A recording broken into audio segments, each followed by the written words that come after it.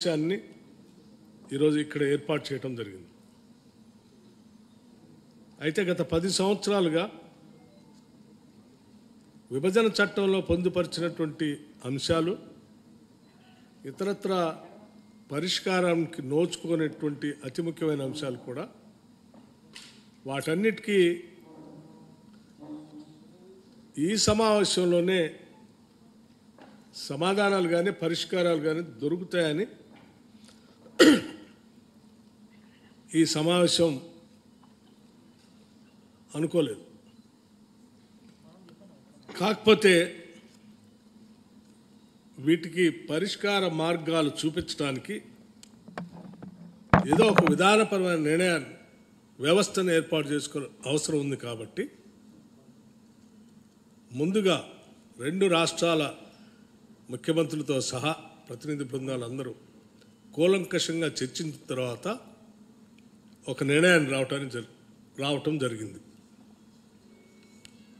ఆ నిర్ణయం ఏంటంటే, వీటి పరిష్కార మార్గాలు చూడటానికి ముందుగా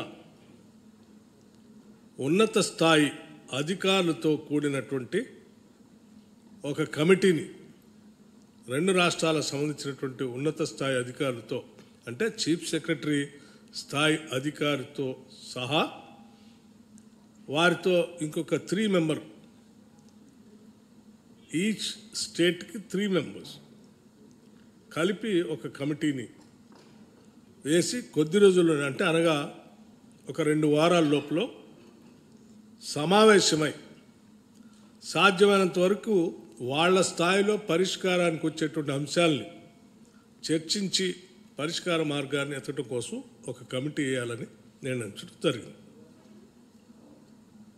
ఈ ఉన్నత స్థాయి అధికారుల కమిటీ ద్వారా కూడా పరిష్కారం కానటువంటి అంశాలు ఏమైనా ఉంటే 2 రాష్ట్రాలకు సంబంధించిన మంత్రులతో కూడినటువంటి ఒక కమిటీని వేయాలని, ఆ కమిటీలో పరిష్కార మార్గం కోసం వాళ్ళు సమావేశాలు పెట్టుకొని కొన్ని మార్గాలు చూడాలి. రాష్ట్ర స్థాయి మంత్రుల కమిటీలో పరిష్కారం అయ్యేటువంటి అంశాలని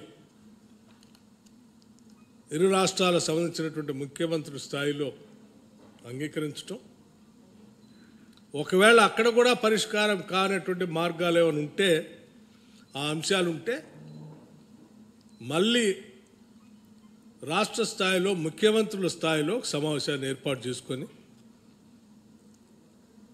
పరిష్కార మార్గం కనుగొనడం కోసం ప్రయత్నం చేయాలని. అంటే ఒకటి ఉన్నత స్థాయి అధికారుల కమిటీ, ఆ తర్వాత మంత్రిమండలి సంబంధించినటువంటి కమిటీ, ఆ తర్వాత ముఖ్యమంత్రి స్థాయిలో నిర్ణయాలకు సంబంధించి సమావేశాలు ఏర్పాటు చేసుకోవాలని ప్రాథమికంగా ఈనాటి సమావేశంలో తీసుకున్నటువంటి నిర్ణయం. అలాగే ఇంకొక అతి ముఖ్యమైనటువంటి నిర్ణయం కూడా తీసుకోవడం జరిగింది. తెలంగాణ రాష్ట్ర ప్రభుత్వం ప్రతిష్టాత్మకంగా తీసుకున్నటువంటి యాంటీ నార్కోటిక్స్,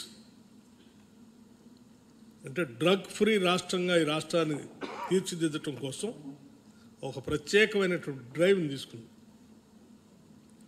అడిషనల్ డీజీ స్థాయి అధికారిని నియమించి ఒక పెద్ద వ్యవస్థను ఏర్పాటు చేసి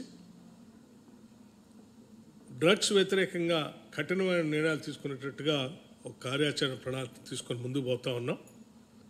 దాంతోపాటు సైబర్ క్రైమ్స్ సంబంధించి కూడా సామాన్య ప్రజలు చాలా ఇబ్బంది పడుతూ ఉన్నారు.